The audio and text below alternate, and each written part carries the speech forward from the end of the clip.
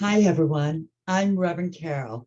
Happy New Year's. I hope your holidays were wonderful and filled with lots of laughter and fun and love. Mine have been. Hard to believe it's 2022 already, and we haven't seen you in such a long time. And I know that each of you have grown so much, and I would love to hear from you. Let me know, how's school going? What activities are you into now? It's very easy. You can email me at youth@unitychurchaustin.org. We would love to hear from you all. We miss you very much. Today, the story I'll be reading you is about how we can experience the same thing differently. And it's centered around an elephant, which is why my background has elephants. You know, Jesus was a great teacher on how to see and experience things differently, specifically God. He taught people about the kingdom of heaven, of God, was within each one of us, and that God is also everywhere present, infinite in expression and accessible to all. And he used many different words to describe God, such as Abba, which means Father, or breath, oneness. There are many different names that we humans use for God. Jesus constantly affirmed the divine presence within himself and in his everyday life and activities. And he was always creating more good in his life and in his communities. So before I read the story, I want to share the affirmation that we've been using. It's a very powerful affirmation, and I hope you've been joining your church community in using this affirmation. And I'm going to say it 3 times, so you can join me at any time. From the power of the Christ within, I live my sole purpose and create new good in my life, my community, and the world. From the power of the Christ within, I live my sole purpose and create new good in my life, my community, and the world. All right, I'm going to one more time. From the power of the Christ within, I live my sole purpose and create new good in my life, my community, and the world.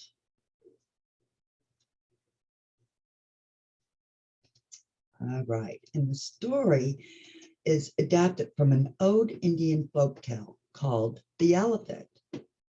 Long ago, at the foot of the tall Himalayan mountains was a small school. This school was unusual because all of the students were blind. Janak was their wise and gentle teacher.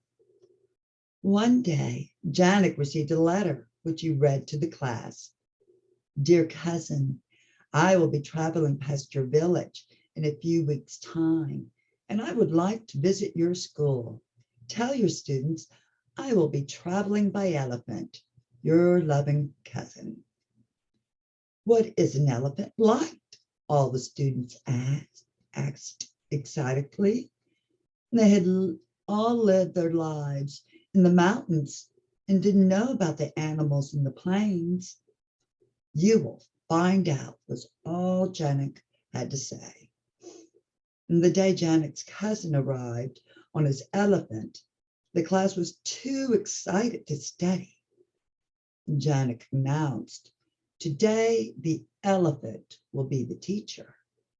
And the children gathered around the elephant, and Janak led one to the long trunk and one to the bristly tail. Then he took 2 students to the side of the elephant, and they stretched up tall to feel the tough skin. Janek's cousin helped two of the blind children touch the elephant's strong legs. Finally, Janek lifted the smallest student on his shoulders, and the child reached out to feel the flapping ears. All the children carefully explored their part of the elephant, exclaiming in wonder and delight. Later, they sat under a tree and talked about what they had discovered. Tell me what an elephant is like, Janek said.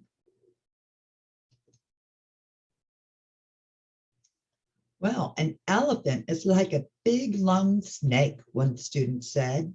An elephant is like a tough, bristly rope, the first two students explained. No, an elephant is like a tall, rough wall that breathes, called out two more. That's not so. An elephant is not like any of those. It is like a strong, sturdy tree, argued two more. You are all wrong. An elephant is like a large flapping fan that stirs the hot air, the smallest student said confidently.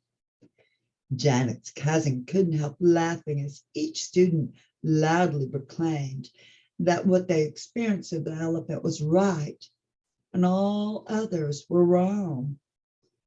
Janet let them argue until the children grew tired of their own voices. Finally, all was quiet and every face was turned toward him.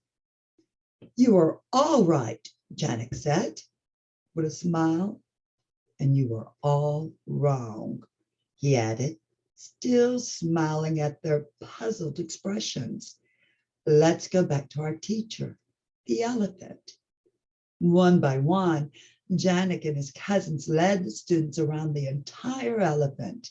They all touched the snake-like trunk, the rope-like tail, the wall-like sides, and the tree-like legs.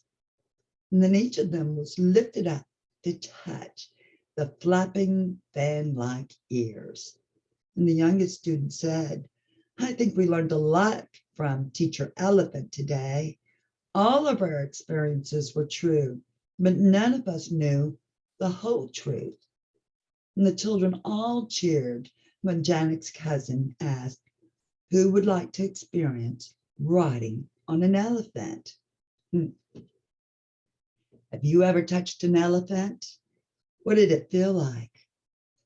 I've only touched one at the zoo. And they feel a little different, don't they? Do you think the children's experience of riding on the elephant would be the same or a little different from everyone? What do you think? Have you ever made a judgment about something or someone and then later found out that you only knew part of the truth? What are the times that you feel God within? And what are the names that you use for God? Well, that's our story for today. I hope you've enjoyed it. Now, I want to bless you before I close. We here at Unity of Austin, and especially our youth and family ministry, we love you, we bless you, we appreciate you, and we behold the Christ in you. Have a very happy new year. Blessings.